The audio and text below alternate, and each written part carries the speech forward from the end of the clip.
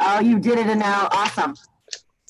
I'm just going to grab that copy streaming link right now.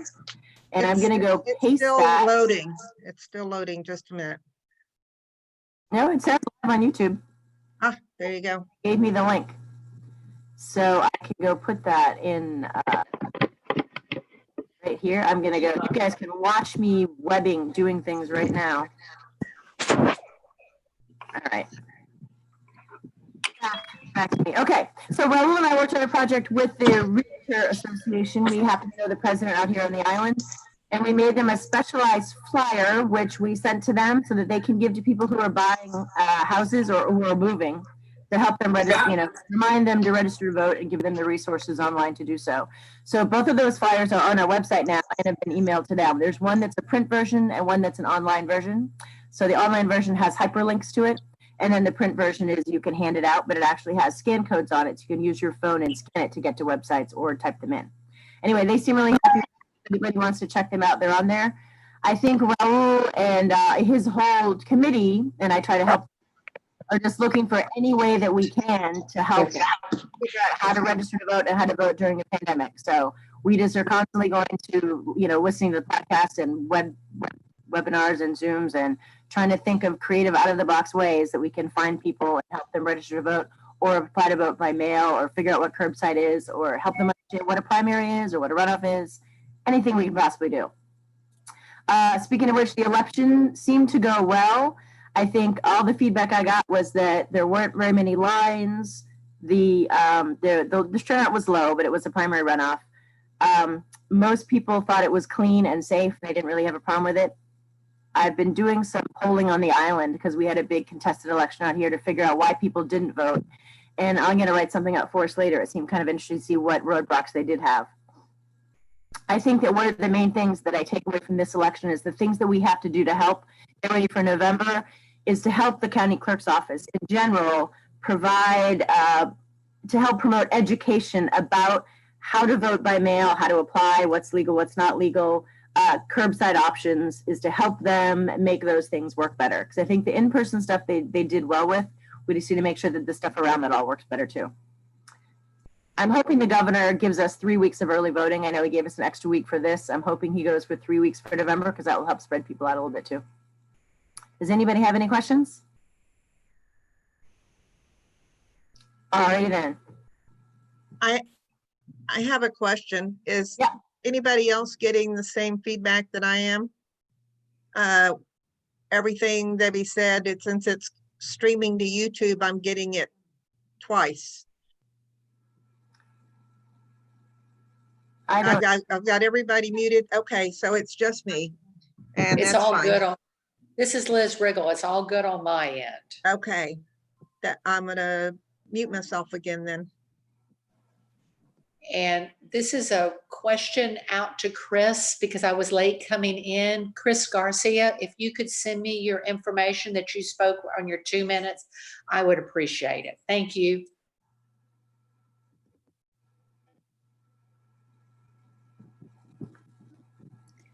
Anne, unmute yourself.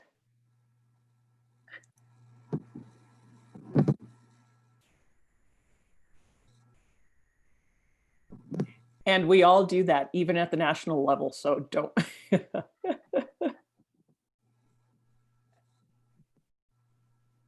We still can't hear you, Anne. And Chris, you need to unmute yourself. I'm here. Can you hear me? Yeah, Elizabeth, she had not spoken yet. I'm not speaking. I did not have a report, but I just want to say hi to everyone. Thank you, Chris. Thank you. This is Liz Riggle. Thank you. I appreciate it. I'll put down no report. Thank you. Sandra, Okay, she's on. You're talking. I'm sorry. I can hear you. Can anyone tell Sandra she's on? I got it. I got it. Oh, all right. All right, I just want to tell everybody that the last big celebration for 100 years of women winning the vote is coming up in August. August 26th is National Women's Equality Day, and 5 organizations with a lead from the League of Women Voters, and the others are the AAUW, American Association of University Women, the Girl Scouts of Corpus Christi, the YWCA, and the Alumni Chapter of Delta Sigma Theta Sorority. And all 5 organizations have members on our Centennial Planning Committee. And what we are planning for you is a Zoom Facebook platform event, which will occur at 6 p.m. on August the 26th. And each of the 5 organizations have been asked to submit the name of a speaker. Each speaker will only speak for 5 minutes, and then dispersed between speakers, there will be door prizes and polls and fun things to do on Zoom and Facebook that I don't know how to do, but the young people on our committee know how to do it. So it should be kind of a fast-paced, fun Zoom conference. So just mark that on your calendars, 6 p.m. on August the 26th. In addition, the committee is planning to make available to the members of the 5 organizations free of charge, and then perhaps for sale to the community. Not every bit of that is worked out. Yard signs that people can put out on August the 26th and can be used year after year, because Women's Equality Day comes every year. So just be ready to receive those. Some of them you can print yourselves, and others will be printed by a professional printer. So that'll be our last event of this celebration of 100 years of women winning the vote, because after that, we're going to be very busy, but very busy with elections. So that's my report. Thanks so much. Are there any questions you want to ask? Yeah, no? All right. Mary Jane. Is Mary Jane in? No Mary Jane. All right, then let's move to Paula. Okay, so was my understanding that I was supposed to talk about what voter services does? Yes. Okay. Now, for those just getting to know Paula, she is Vice President for Voter Services. Okay. She is a very important member of this board, so she will have a lot to say and a couple of people to introduce. Go ahead, Paula. Yes, indeed. So the Vice President of Voter Services is supposed to be in charge of things like voter guides that the League of Women Voters provides the community for general elections and just elections. We also do them for the primary elections, and also voter registration, voter education, and then coordinating all of the distribution of the voters' guides and printing and such.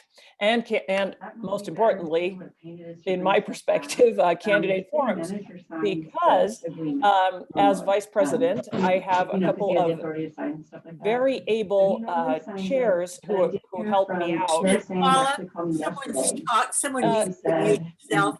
We have another voice. Yeah, reliable on giving me documents, but she assured me that I will have it ready. Talking about if you, So she mute yourself. Quickly, we may not need it. But And now mute Rebecca. We'll just put it in. I think that would be better. let's back up to Paula and see if we can. Okay, here we go. hear her All again. right, so because I have a couple of very able chairs, Catherine Oler takes care of all the vote form, It's a template. So and Raul Ramirez takes care of the voter registration stuff. Paula, Yes. that the other voice is interfering. That with is typically what she everything. uses, is that same template. And she told me there would be no change. The Y'all, this is administrator of Liz the, Riggle. Can you who's tell ever me? doing the People are Zoom can talking. mute everybody. Please mute. Please mute. That would be great. I gotta mute myself. All right, yeah, and now, is there a button you can push?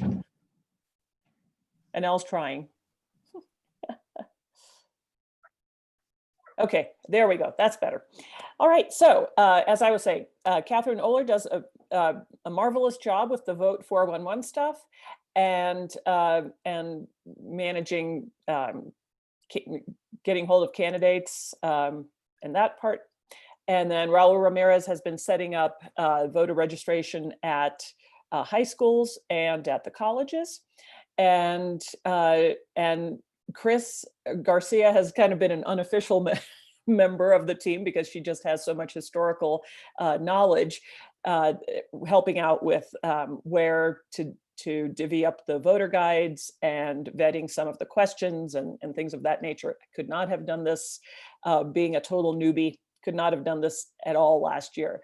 I'm getting a little bit better, maybe like one of the training wheels is coming off. So the candidate forums, we're going to, we attempted the whole Zoom thing with the primary for the runoff. Unfortunately, or fortunately, depending on how you look at it, there were only Republican candidates in that, but it did give us a lot of practice to be able to see what bugs we needed to iron out for the fall. And we'll probably be doing the candidate forums over a series of days because obviously we're probably not going to be meeting at City Hall. And given the number of races that are happening, and we don't want people to get weary of sitting in front of a computer, we'll probably chunk it up into a series of days. So things to look forward to coming in the fall. And now I'll turn it over to Catherine to talk about Vote 411. Thank you, Paula. I'm Catherine Oler. I am working on various Get Out the Vote voter mobilization projects. That includes, of course, Vote 411 and the printed version of the Voter's Guide. Obviously, with the number of races that are going to be involved this year, it gets pretty time consuming, and knocking on candidates' doors to get them to respond is often it takes a while, but it all works out in the end, and they are very appreciative of us doing this, as are the voters, in getting that information. If you haven't been on Vote 411 this year, you probably need to check back in and see they've made some changes, updated, the logo's been changed, and so that's very important. For those of you who've not seen the Voter's Guide or Vote 411, Vote 411, if you type in your address, then it creates the ballot that you would see when you go to the polls to vote, specific to you, specific to your address. That's something that you can print out and take to the polls with you when you make your choices. So it really is a helpful tool for voters to use and educating themselves on the positions of the various candidates. So again, we're really happy. One of the things that I have to explore, I do know that the National League has worked with several leagues about creating versions in Spanish, and I've not yet found a list of which leagues are involved with that, but I will continue to dig and knock on doors to find out what's happening with that and how we can be one of the leagues that receives that. And I think it's very, very helpful in terms of our population. The other thing that I wanted to share with you, part of, with Raul, who will speak with you in just a second, or not, I don't know, is that it's the get out the vote, it's the mobilization. Once we get them registered, we want to get them to the polls. And there are various things that we know how to get that response that are coming out. I participated in an LWV-US webinar on getting out the vote for unprecedented times. And so that session was very helpful. It's online. If you go to their website, you can see a PowerPoint for that presentation. What was also informative was the chat. And so that's And with a webinar, you are able to save and print the chat. And so there was a lot of useful exchange of information about what the organizations have done to get out the vote and how successful they've been. So I'm hoping, and our team with voter services, that we can put some of those ideas in place in order to not just get people registered, but just get them to the polls and voting. Thanks so much. All right, and now it's Raul's turn, and somebody is yeah, besides me and Raul is not muted. So please check your mute. It's someone named Owner. I'm not sure who that is. Anel, do you have the participants up on the right-hand side? I do, and it appears that everybody is muted. Except for, well, yes, no, except for Owner. And now I can't find her. Maybe she Oh. hung up. Oh, there's iPhone now. That's me. Oh, Oh, I'm eating. okay. Mute All right. yourself Please if mute. you would. Okay. All right. So Raul. Okay. Hey, everybody.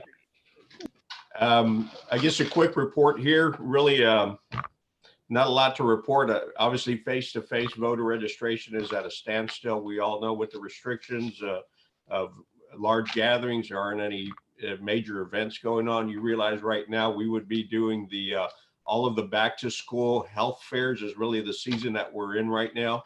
We'd be on the road just practically every day, pretty much starting at this point. So unfortunately, we're kind of at a standstill. We're monitoring all the changes. We all know that the wave that is on right now is really bearing down on our local community and even state and national level. So we're just monitoring that. I don't foresee face-to-face registrations for a while. We'll just monitor.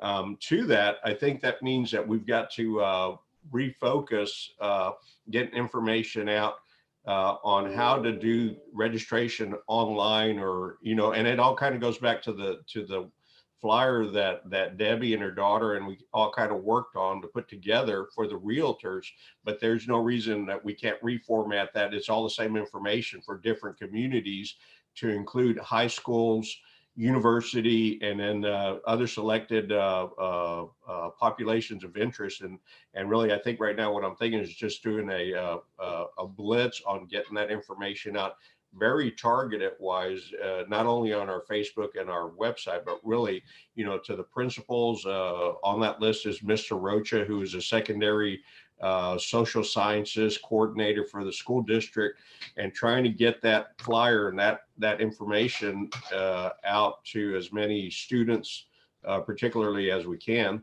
and just getting that information, because that's the only way that it's going to happen at this point in time. So we're working on that. I guess other notes of interest, National Voter Registration Day is the 22nd of September.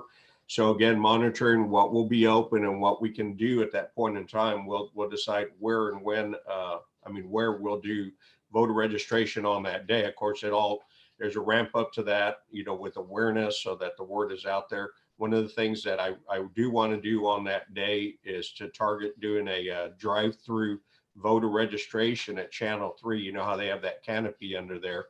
You've seen activities there like food drop off. I've done, stuff there as well with other organizations, and maybe doing a drive-through voter registration on National Voter Registration Day there. And so that's kind of the big one at this point. And then we'll just see what we're able to do as we get closer. Then the last point that I want to make also, and I think Ann tried to bring this up last time we met at the board meeting, and I couldn't remember, but you might recall that KEDT reached out to us about 3 months ago asking if we could provide input on races of interest here in the local community, because Texas Public Radio through the Houston station, I can't remember who that is, KUH, I believe, the University of Houston group, they're doing what's called elevator pitch series, where they're going to go and they're going to take recordings from candidates in specific races and post it post them onto their websites. So pretty much like a candidate forum or the voter's guide, but in a digital visual platform. And so KDT asked us to kind of come up with a list of races that we thought would be of interest. They have been asked to nominate 3 races to put onto that platform. And so we came back with about 6 races. We were kicking it around, you know, the normal voter registration group. And so I think we recommended, we went back to them and we thought it would be good to do a city, a county, and a state. And so at the city level, they're very interested in putting forward the mayoral race. Obviously, with Carolyn Vaughn coming in a couple of weeks ago, that's just going to have a lot of visibility here at the local level. For county, we recommended the district attorney's race. I think we've got a Democrat incumbent.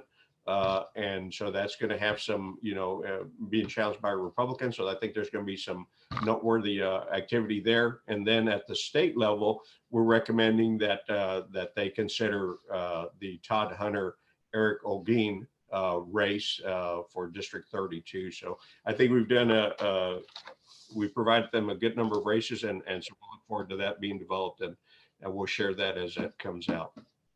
I think that's all I have. Any questions? Okay, thanks.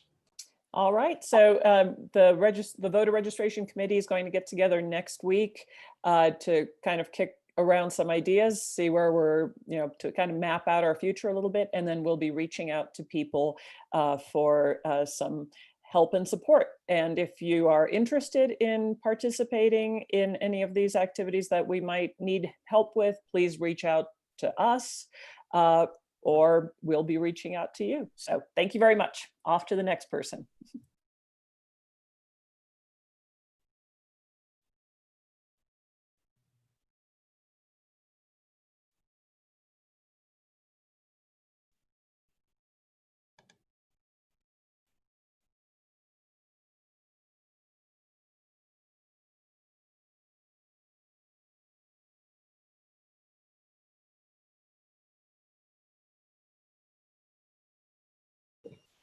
Whoever's trying to speak is muted. Hi, everyone. I think Ann's might be muted and getting it off. I'm trying. I'm Julie Rogers. There. In the interest Great. of time, there we go. Thank you so much for going right ahead. I click and click and click, and I had to have help. Well, the agenda is Well, wonderful, Julie. and in the interest of Let's start. And will you tell everyone what your job is? Yes, thank you. Hello, everyone. I'm the newly elected Vice President of Program, and I'm very excited about it. We've been working together to continue our educational programs and to prepare for the future.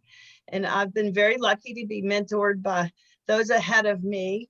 So thank you for all your support and participation. A lot of things were in the works already, and there had been a lot of work behind it. Things had to be rescheduled, like today. And I'm going to hold up a list, but I wanted to make sure the best way to stay involved, I don't know if we can see that, but make sure it was noted today. That website is fantastic, and with things changing all the time, you should check it out. It's in the chat as well. And then join us on Facebook. It's Corpus Christi League of Women Voters. And as Deb said, the meetings will be posted or live streamed and saved. And then the newsletter is just fantastic. So everybody should have gotten that, the voter, and it has information and all our contact info. So I'm so excited to be on board because this is a group that works together and we all listen to each other. So get in touch with us if you have any ideas. We've gotten some great suggestions already on future programs. We really got everything planned up to November. And those are in those documents in the newsletter and on the websites that I told you about. We've got the Equality Day in August. In September, we'll have another virtual meeting with Alan Wilson. In October, we have the candidate forums. In November, we have Ms. Christine Bryant scheduled, and that'll also be another virtual meeting in the middle of the day. And then we'll see what's going to happen from there on for next year if we're able to continue. Julie, thanks so much. It's your time and we need to move right on to Alice. All right, and Alice is going to introduce, Alice is the head of our Diversity and Unity Committee, Alice Upshaw Hawkins, and she has the honor of introducing Judge Barbara Canales, who should be joining us on Zoom. Alice? Yes, I'm here. Can you hear me? Yep. Okay. Greetings, everyone. Barbara Canales was was sworn in as the first female county judge at the beginning of 2019. She is the former Port of Corpus Christi Commission Secretary and is a graduate of W.B. Ray High School. She holds a Bachelor of Science degree in Petroleum Engineering from the University of Texas at Austin and a Doctorate of Jurisprudence from the University of Houston. Barbara is a distinguished professional and active member of the South Texas community and a former practicing attorney. In addition to numerous past appointments, current boards and committees which Barbara Canales is active include the Ready or Not Foundation, President, Education is Our Freedom Scholarship Foundation, Dr. Hector Garcia Memorial Foundation, United Chamber of Commerce, Robstown ECDC, South Texas Institute of the Arts Development Committee, Metropolitan Planning Organization, Coastal Bend, Bays and Estuaries, and Council of Government.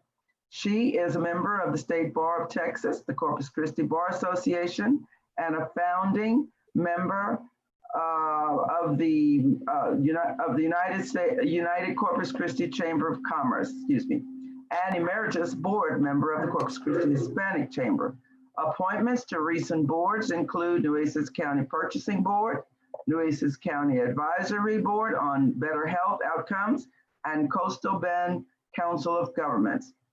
Distinguished honors, LULAC Council No. 1, Community Leadership Award, NAACP Humanitarian Award, Las Estrellas Award for the Hispanic Women's Network of Texas, Girl Scouts of Corpus Christi Hall of Honor Award, a Tamax Woman of Distinction, University of Texas at Austin Distinguished Young Engineer Award, Hispanic Chamber of Commerce President Award, Philanthropist of the Year from the Nueces County Democratic Party, and the Why Women in Corporate and Careers Award for Law. She is the mother of 5 wonderful children.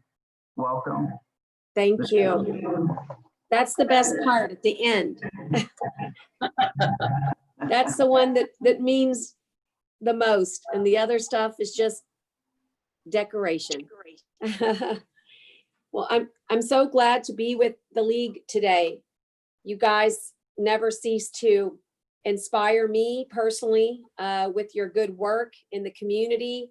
And of course, there is no greater exercise than that freedom we have, which is to be able to vote. And I've been thinking a lot about that. Everybody has a lot to say about a lot of things. And I just tell them, vote. You can change everything if you want to, just vote. And the one thing that I'm really disappointed about, and I've told everybody, don't let COVID blow us completely off course. But we were really rolling, and I say rolling, we had a lot of momentum at our back with establishing a voter ID satellite office at the county courthouse. We had been working with Texas Department of Transportation, our voter registration office here, everybody that it was going to be a lot of work, but we knew that this was an important 2020 year. We knew that there's no bus stop close to our pretty fabulous, the mega center that TxDOT built that for DMV over off 37, but it's not accessible for a lot of our folks in Nueces County. And in fact, we did a study, and it's like 30 miles depending on where you live in Nueces County. That it could be, it is not the ideal sole location. So I hope you guys will join me and help me in resurrecting this project that's so important for our citizens who just need an ID, including my daughter who doesn't drive because she's an epileptic. And it's very inconvenient for her to have to go way out to that location. So anyway, I'm very focused on access to voting. I would very much like to see our voting registration leave, as they say, or be segregated or severed from our tax office. We have a very good relationship with our Nueces County Tax Assessor Collector, Kevin Kieschnick. He agrees with me. He thinks this is the year, in my mind, to say, we do not wish to be reminded of our history of the poll tax. This is why voter registration is under that department. And this is a history that we must completely eradicate. And so I hope maybe through our legislative agenda and our legislative upcoming session, you will also be very thoughtful about being vocal about saying, let's change that. That's a terrible idea.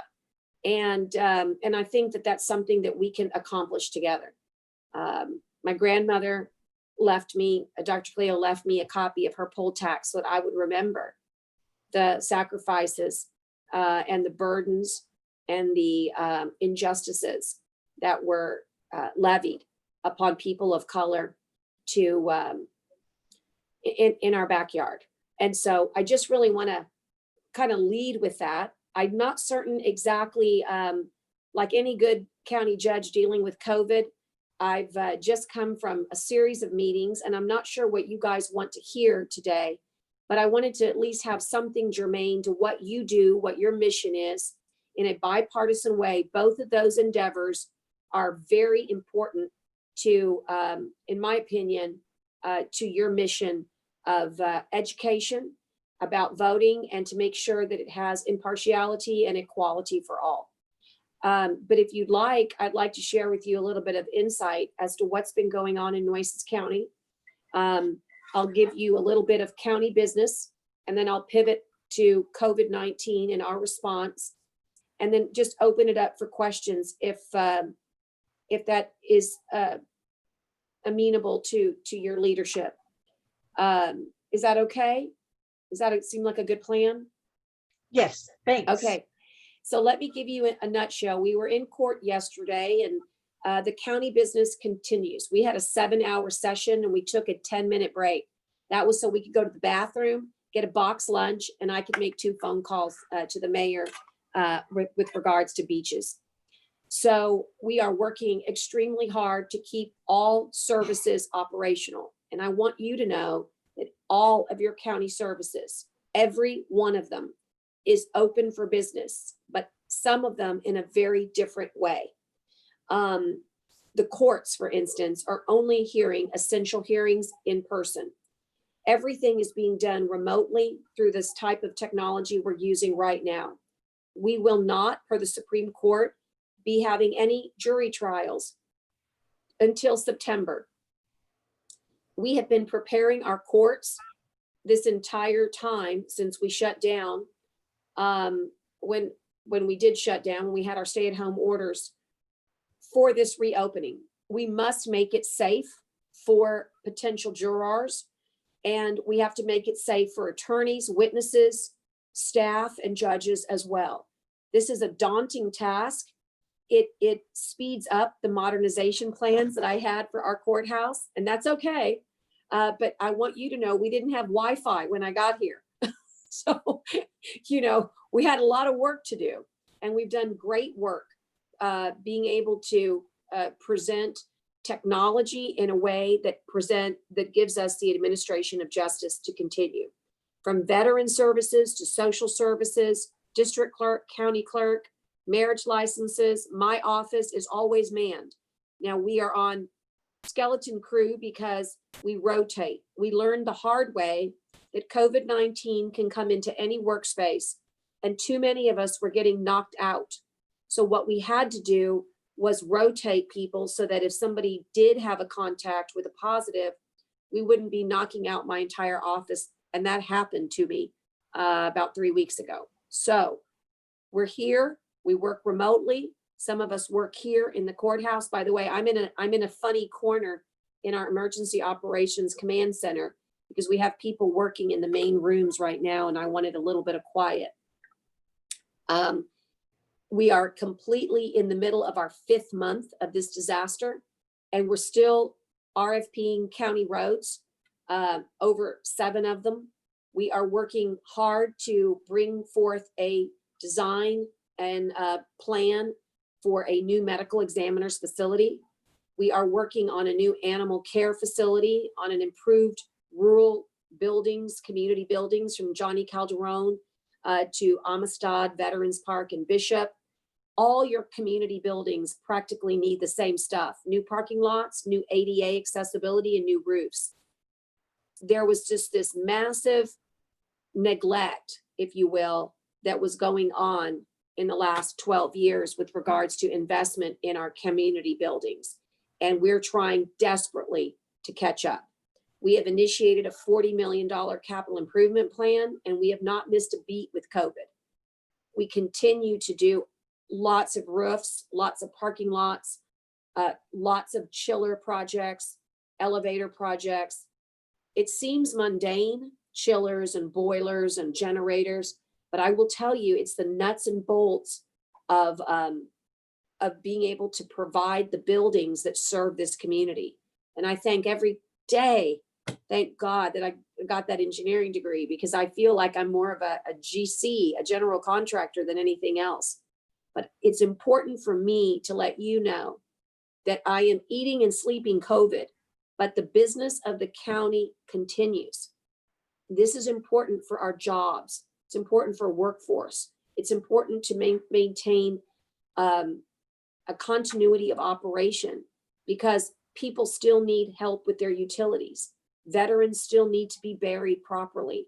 They still need to get opportunities to have the benefits bestowed upon them that they have earned. Victims need justice still. Our jail must still go on. So as cruel as it seems, we all are critical infrastructure, and we all have to work in this COVID-19 environment. And I'm pleased to tell you that we've employed safety first, modeling, and protection of the public. And so when you come to visit us at the courthouse, you'll see a new courthouse, lots of plexiglass, lots of ways, and we're still building these protocols, but lots of ways we protect each other. So now I'd like to pivot to what we've got work. And let me back up. Besides the hardcore construction projects, we have not forgotten some of the more visionary projects that were very meaningful to me. And that included a behavioral health assessment of our county. We actually had a report levied, presented to us in court in a joint session. We're working heavily on drainage projects, which is heavy on the infrastructure, and heavy on coastal resiliency. We are in hurricane season, and we do a ton of work preparing our county for today and tomorrow. We're no longer prepping for the 100-year storm. We're prepping for the 1,000-year storm. And so we're very, very active at the national and the state level with all the environmental groups and the granting opportunities that are available, so that we can make the most of the leveraging of the federal dollars that are open to us, because we have such a precious ecosystem to protect. So we're vigilant about those infrastructure projects, some of which are in our hands and some of which are not, but we still monitor and keep tabs on massive projects like our Harbor Bridge and our wastewater system. Even though that's not in our domain, we still interact with either the state of Texas or the city of Corpus Christi or some of our rural municipalities. So very, very important. And I still do things like this. It's important to me that you have accessibility even in the middle of a disaster. So I'm still talking to women's groups like Executive Women's International, today to you, the League of Women Voters, and sometimes it's children. I did scholarship interviews not too long ago in May. Talked to the Junior Livestock Show this morning. We must use every piece of our multitasking talents as females to our advantage during these difficult times. On COVID, we are at more than 7,500 cases in our county. I am very sad. I have been affected. I guess, you know, we're all humans. And as strong as I know that I can be, I am personally devastated each and every day that I hear of a new death. We are the #1 county in Texas and the top city urban center in the nation for rapidly growing cases in COVID per capita. This is terrible news. I just got off CNN at 11:15, and I have to talk about terrible things like these statistics.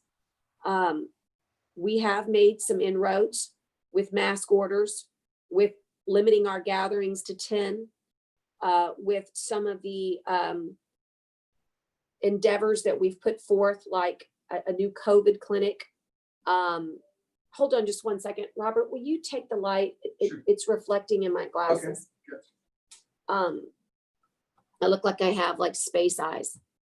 I might get a little darker, but it'll help me see better. Oh yeah, much better. Thank you, Robert. We have a lot of proactive initiatives like a free COVID clinic that we're standing up. We've been working with our hospitals. I mean, honestly, guys, like I work 18, 19, 20-hour days to get them the medicines that they need, the medications, the staffing. We had Congressman Cloud in my office for an hour and a half this morning, working on getting more military deployments here. We need more staff. We've expanded our beds at least 5 times on our county side at Christa Spawn. HCA, our other main hospital handling COVID, is going to expand again to another hospital potentially. We have done everything we know how to do in order to, you know, claw and scratch our way to get what we need, from testing resources to staffing. And it's never enough. And people are never satisfied. And some people hate you. I was enjoying when you were reading my bio. I said, should I just stop her and just tell her to stop? Or then I thought, wait a minute, let me see if communist comes up, because I've been called a communist no less than 10 times yesterday. I've been called a devil. I've been called everything in the book. And you know what? None of it stings unless it comes from someone that I think highly of, admire, or wish to not disappoint. There are people that do not believe that COVID is real, and I feel sorry for them. And I pray to God every night that they or someone they love don't become one of our statistics. Our ICU beds are full. Our medicine is scarce. Our testing resources are tight. It's been very, very difficult these last 3 weeks, and I don't have good news. It's going to get worse before it gets better. However, hope is not a strategy, but hope remains eternal for me because of all of the proactive initiatives we have taken this last 2 weeks, especially with the hospitals expanding our capacity. We've been creating alternate care sites within hospital systems. We have also been working with all our clinics, all of our partners at the state. But when the federal government came in last week and dropped in troops to our state, I knew things had gone very, very wrong in Texas. This is not a guess. This is not a party thing or a political affiliation. This is the cold, hard truth. When I had to order a morgue trailer, that was painful. It's very painful. It's painful for me to know people that are struggling with COVID in the hospital now, knowing that we're only getting so many doses of things. I find it hard to control my mother temper when someone says they don't feel like giving blood, even though they're a COVID survivor and can save 2 people with their donation because they don't like needles. It's tough. and I don't mind sharing. I believe that if we share our humanity with one another, maybe people will start treating each other better. But today I woke up, I slept better than I had. I only woke up once in the middle of the night, and I woke up really energized because today is a good day. We are going to announce later this afternoon that schools will be delayed by order of the health authority for in-person instruction. They'll continue with remote instruction, but in-person will be delayed till after Labor Day, and then we'll reevaluate. This is huge. This is really, really important. We can no longer afford to act like COVID isn't everywhere. As I told people, you want a darn zip code? I'll get you your damn zip code, but stop worrying about the zip code.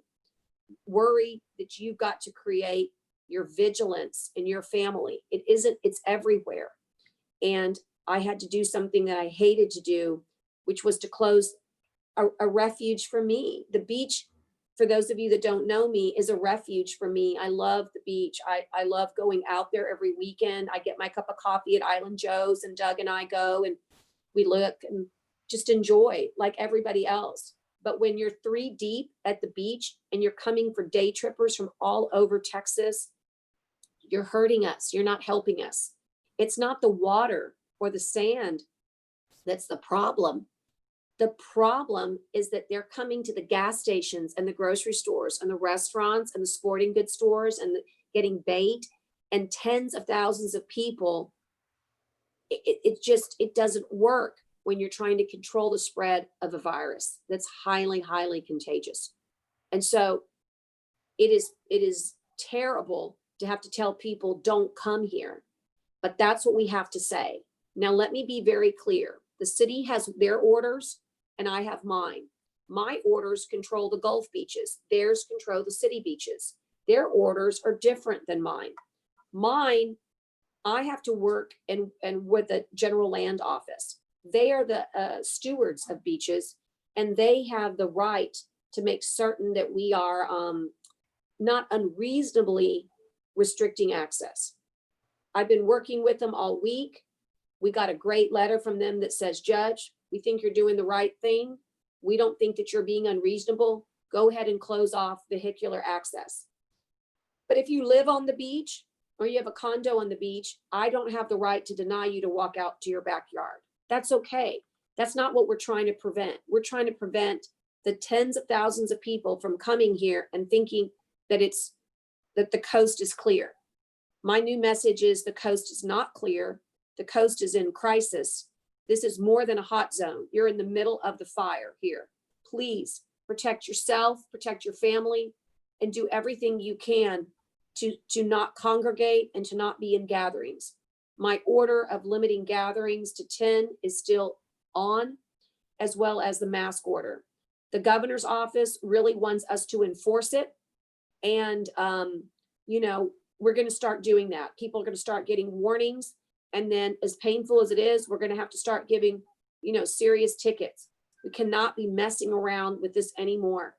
And anybody reckless will be fined.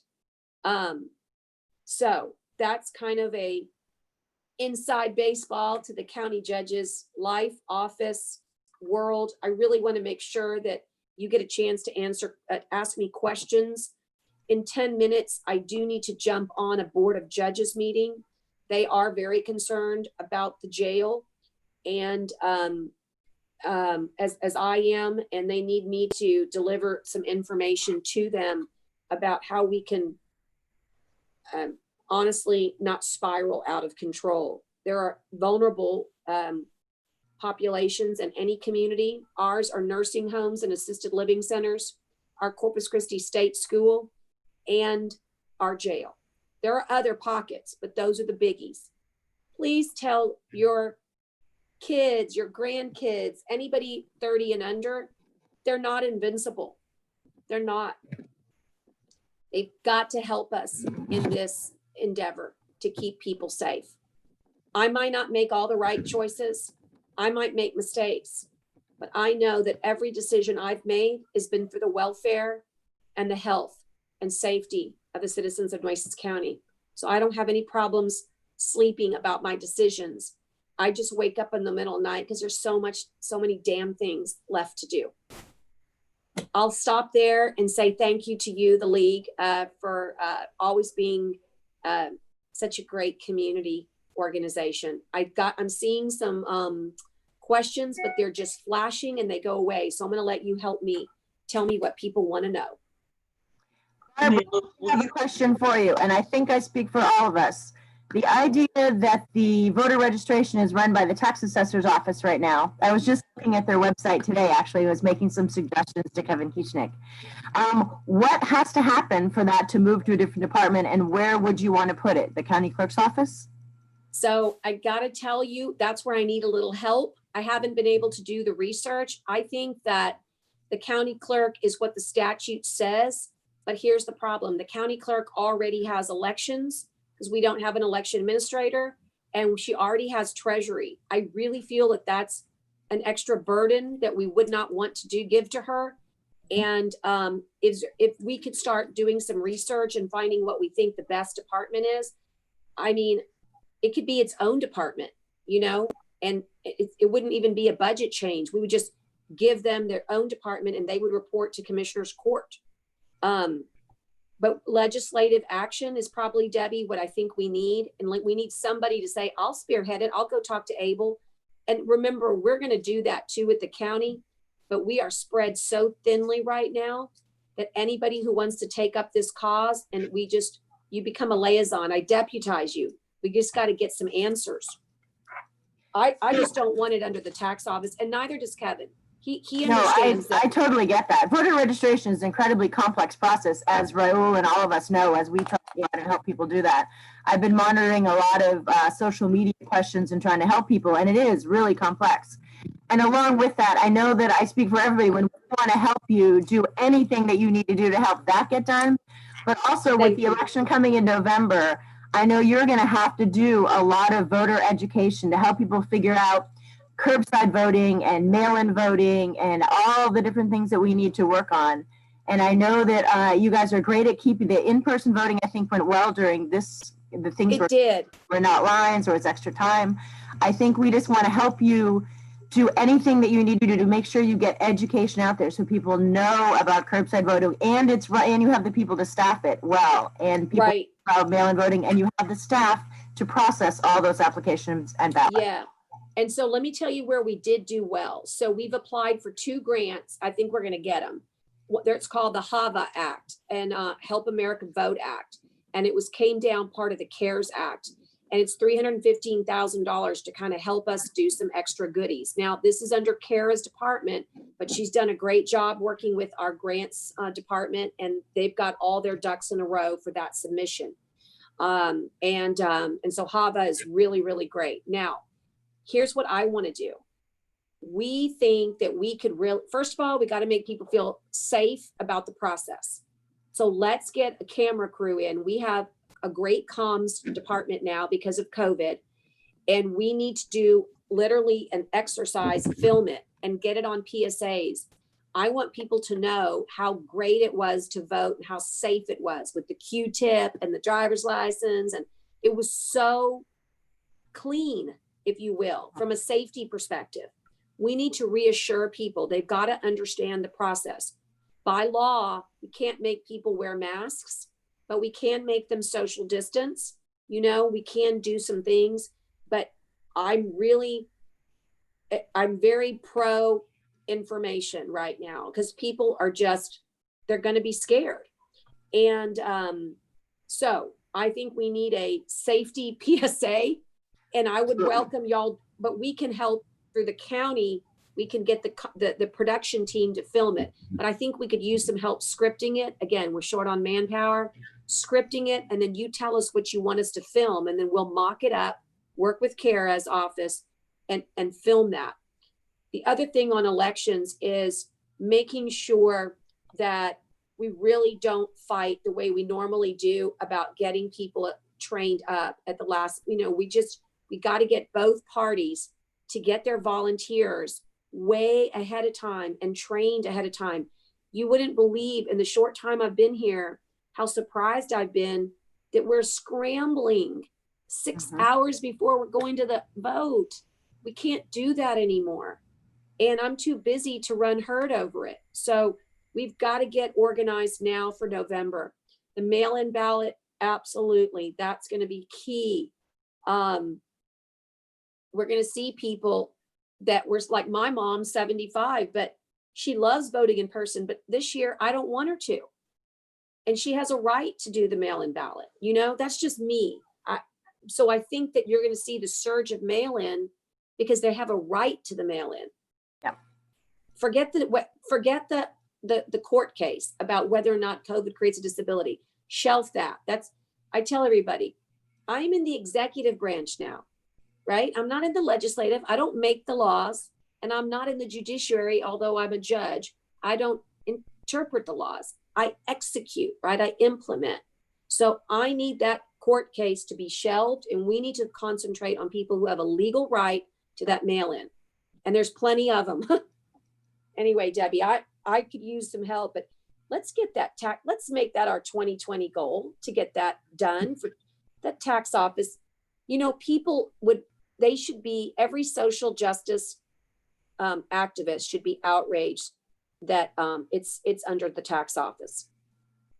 I am fascinated that that's why it's under that office. I wrote that in a thought earlier. I'm amazed that that's why it's there. That's fascinating. But Kevin is so good.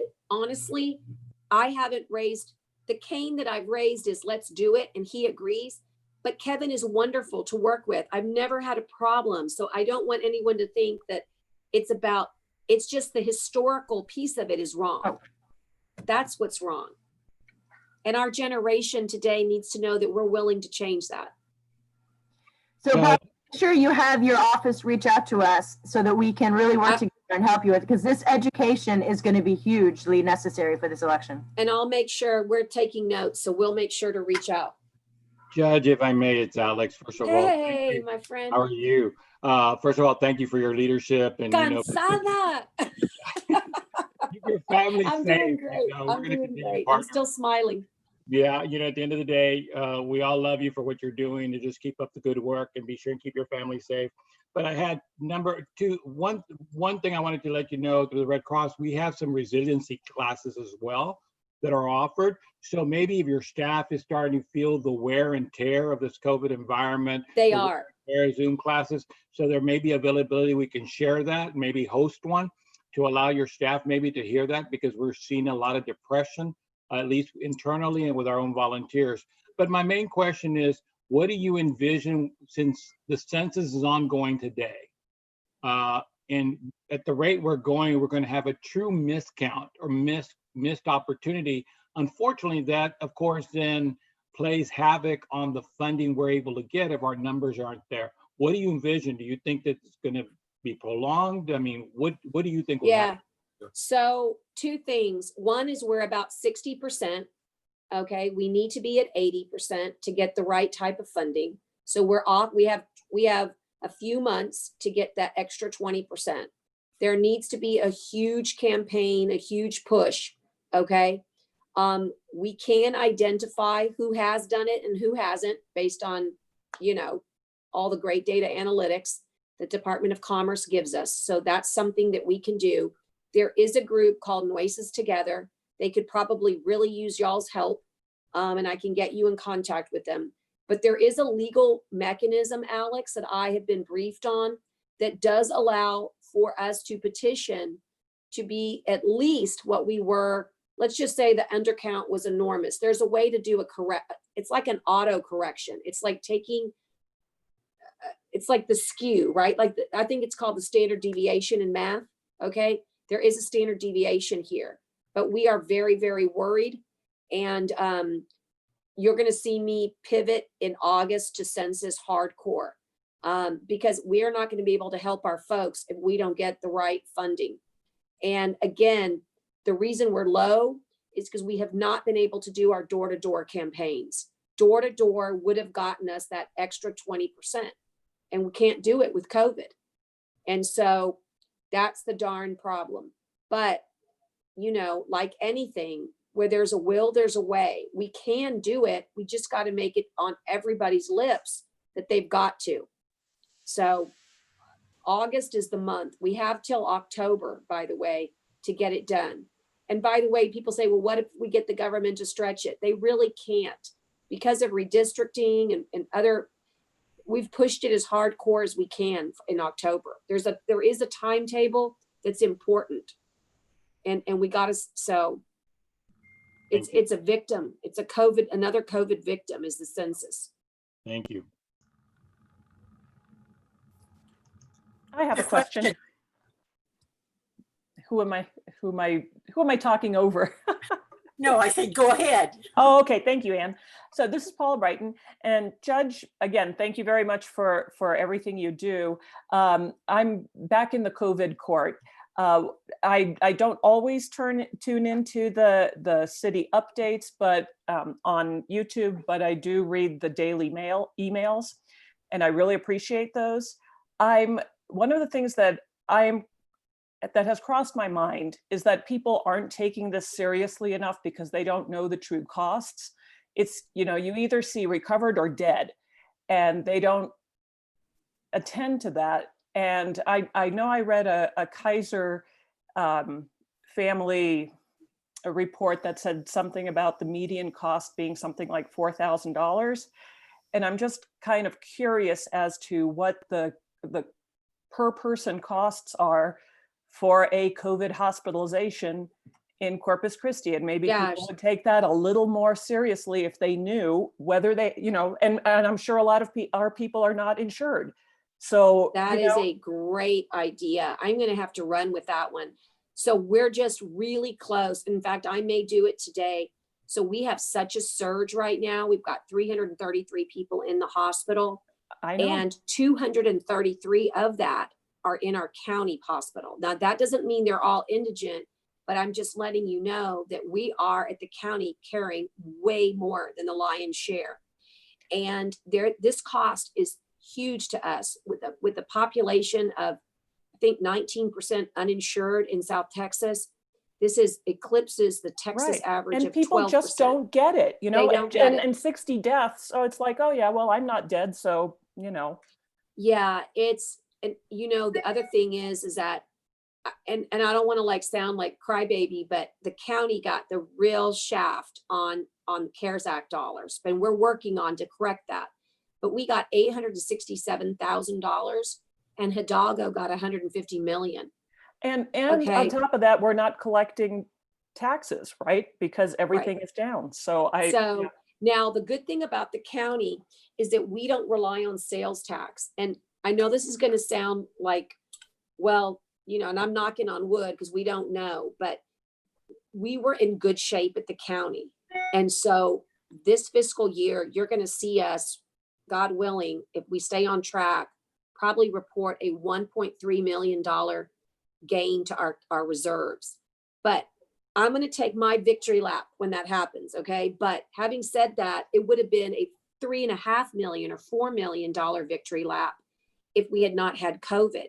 And that's on top of the federal assistance that we've gotten. And we haven't really paid our bills yet.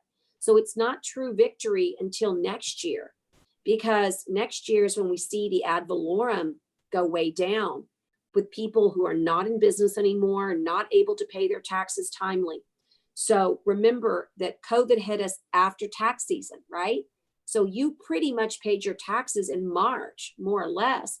If you lingered into April and May, but it didn't really, I'm just saying, I don't think it affected us this budget cycle like it's going to catch us next budget cycle. And I think people are going to be shocked how stressed we are. And trust me, our team is just, we have stretched everybody to the max around here. And I told everybody, you want more, you're going to have to get me more staff. We can't do it with what we're doing. Nobody was prepared for this. We're just understaffed and for this dilemma. And so there's price tags everywhere. I'm going to work on that analytic. I bet we can get it. I think it's a great idea. Thank you. Judge Canales? Yes, I ma'am. have a question.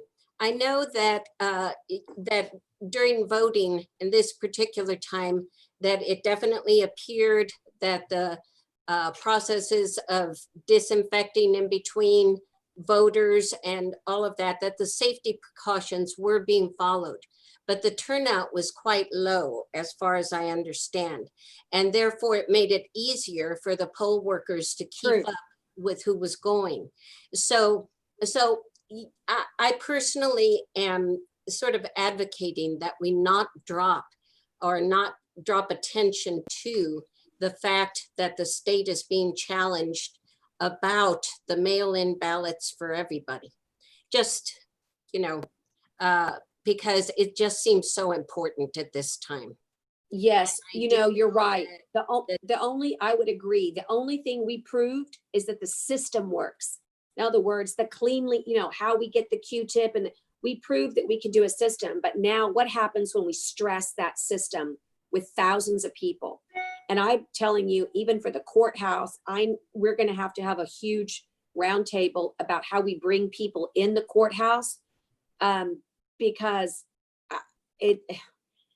we don't have that down right. We have it down right for maybe 50 people, but we don't have it down for 500.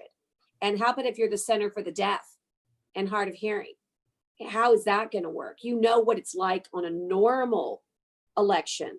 Now put it presidential election on top of we have a lot of work to do. And one of the things that I think would be really great is to just empower, a citizen type ad hoc committee to just really present Commissioner's Court with great ideas and let us be your mouthpiece, if you will, to the county clerk.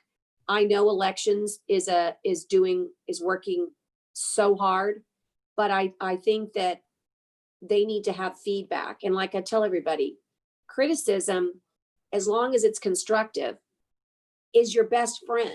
Don't be afraid of it. I mean, it's going to help you correct before you make the mistake. It's like one of those pens that has the good eraser on the back, I mean, let's figure out what our vulnerabilities are, and also which polling locations, because we can change them, for November if there's a problem. The university is a great example. We set the university up for the first time for early vote. And now they're going to be besides the early vote, there'll be a permanent voting location. But where you put them in the university dictates how this, I wouldn't want to put them in the student center. That's a nightmare. You got to put them maybe in the library. We want to be away from other people so that we can spread out. And that's where the challenges come in. I did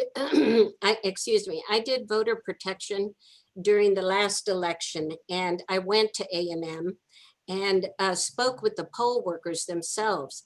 And they said that the location that they had been put in at the university was preventing students from actually going.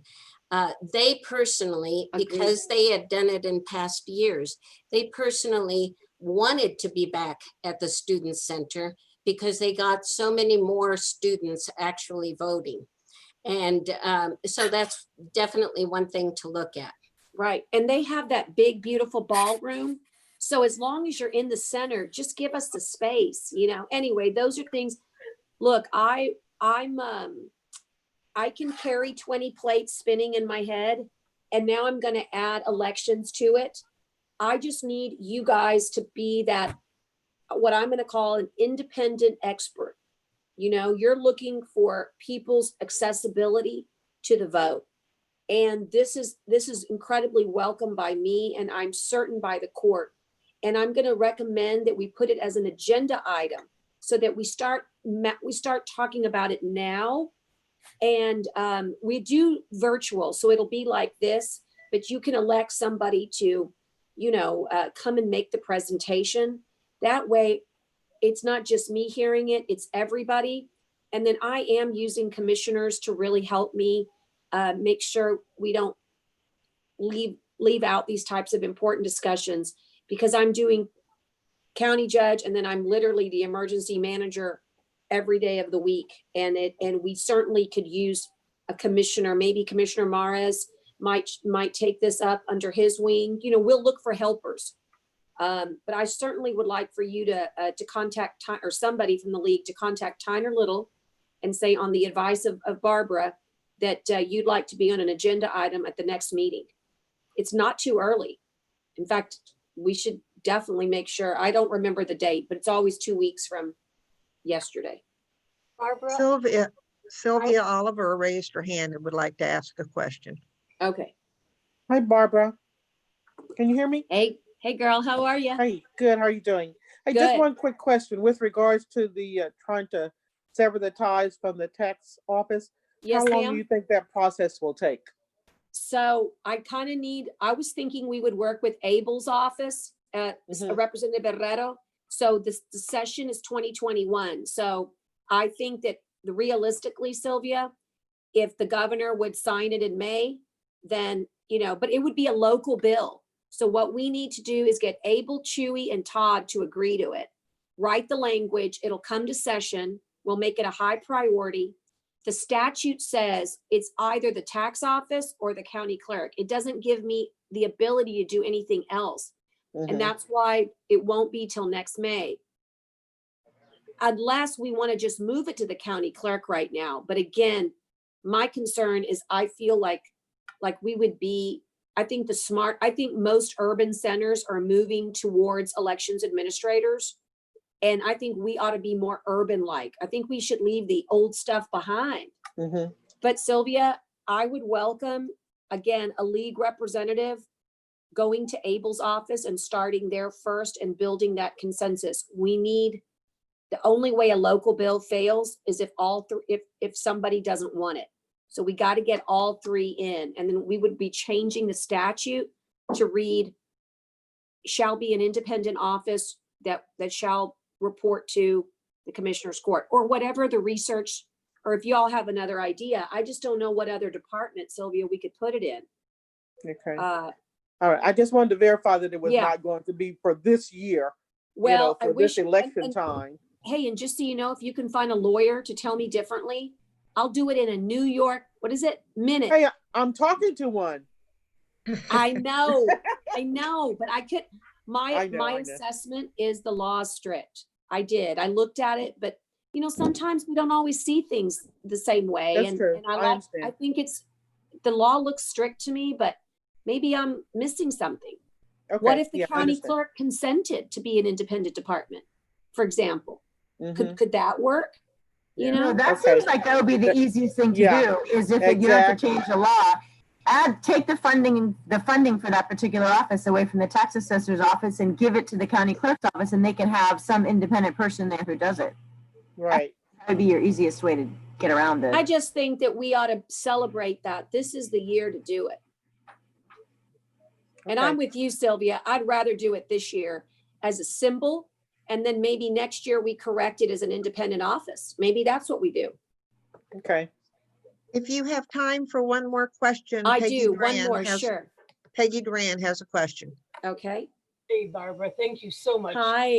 You were up there ahead of everybody at the beginning of the COVID with announcements and that. And I would really ask you to continue that now. We're seeing this happening from the president down, trying to basically hide information.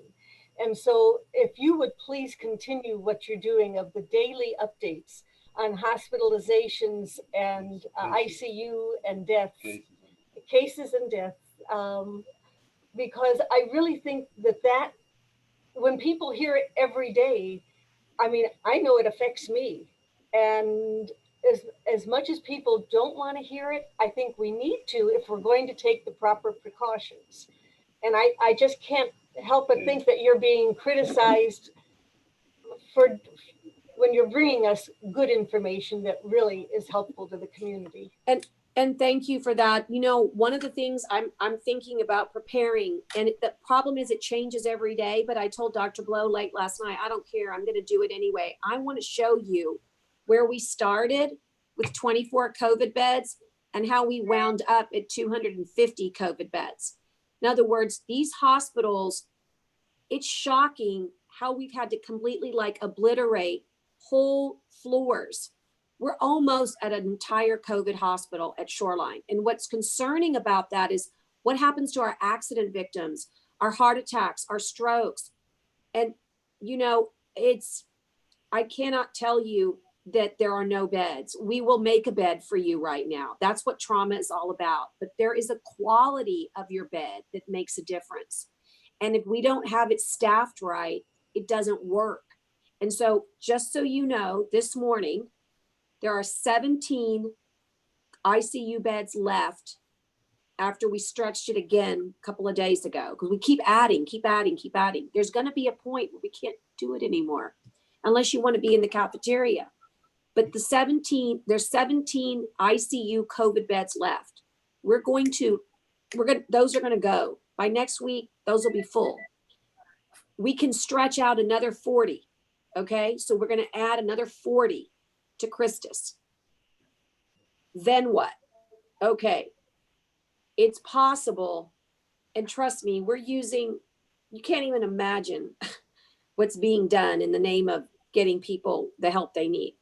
HCA, the other hospital, are going to try to open up another hospital to get their people to surge too. We are trying to keep a clean hospital, Christus Span South, so the babies can be born, because when you have entire workforces that are getting subject to COVID, that's not good either. We can't afford to lose OBGYN nurses, right? So it's really, really tricky. So I want you to know that there are beds and we're making more beds. But the projections are that you're going to hear tomorrow that we need 200 more beds in the next 2 weeks, 2 to 3 weeks. Wow. That frightens me. But we are stretching. And so I've got both hospitals doing totally different stretches. And I'm not going to put people in tents, because tents in our South Texas heat do not work. And oxygen is very limited right now. So I want to resurge I want to get those 40 beds up at the old memorial. The cost is $2.5 million. It's a nothing burger compared to a human life. And we can do it in 30 days and get ready for this monster that's the flu. It's going to compound everything in October. And you know what? I was hard on myself yesterday, so much so that I had my dearest friends call me and say, stop telling everybody you made a mistake. That's not good politics. I said, well, you don't want to know what I said, but it had the F word in it. I said, don't talk to me about politics. I get to say when I'm right and I get to say when I'm wrong, and nobody knows better than me. I should have fought harder, and that's where I'll leave it. But trust me, I'm not going to let them bully me again. They bullied me. I was right 3 months ago, and I should have pushed harder, but I didn't have the 3 votes. And that's politics, my friends. But I still should have yelled harder, because you, the public, could have helped me if I had yelled louder. And so now I'm yelling, we need the 40 beds no matter what these hospitals do, because we need step down care.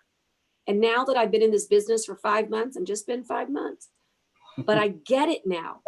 And I understand what we need more than I ever have. And so I think that, and we're going to staff it with military, because our hospitals can't staff it for us. So in that way, I was right. I couldn't proceed because I didn't know how I was going to staff it. And that was always the problem. But we need to do that. And Memorial will still come down on time. Nobody needs to panic. It's not going to be there forever. It's not even Memorial. It's the addition. And, every once in a while, somebody should just trust the fact that if you got elected to do this job, please trust me to do my job right. I know that this is the right thing. And I know the $2.5 million is important. Every tax dollar and penny is. But I promise you, I know the cost of COVID cumulatively. I don't know it per person yet, but I know it cumulatively.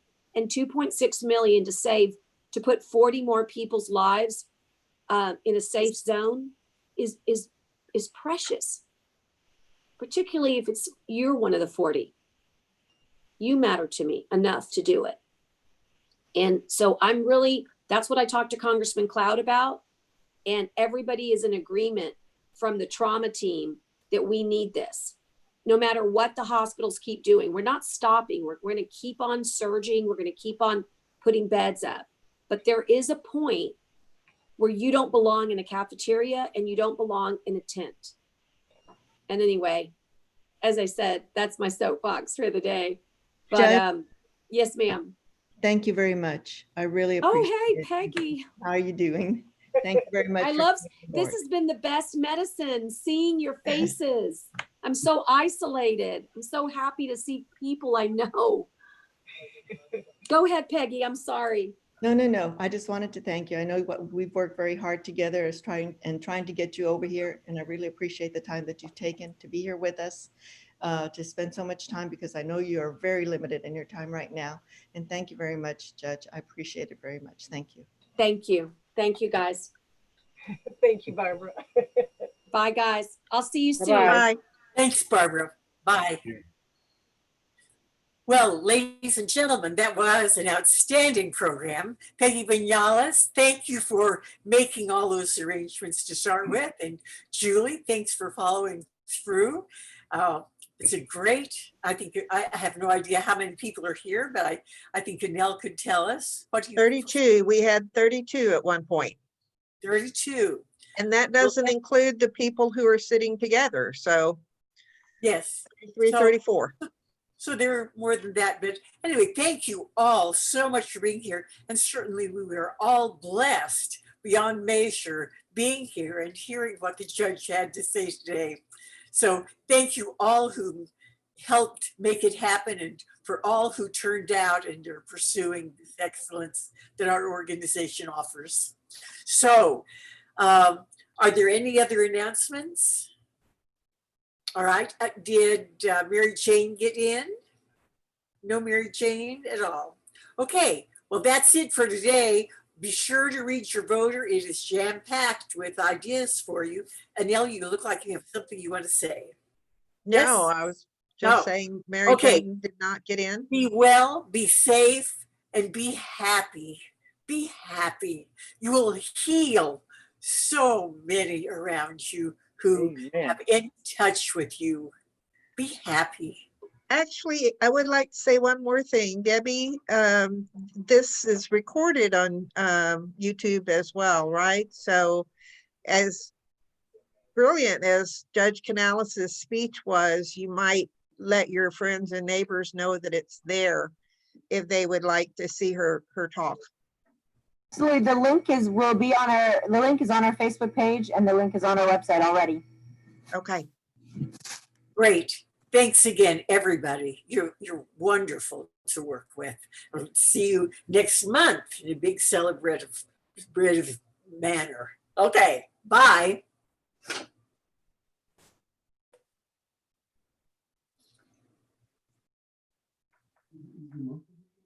Mm-hmm.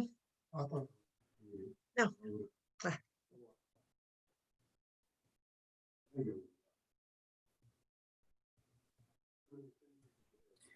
Judge Canales, it was really nice to see you in the audience today. It's always good to see you. And thank you for all the work you do to stabilize living in South Texas.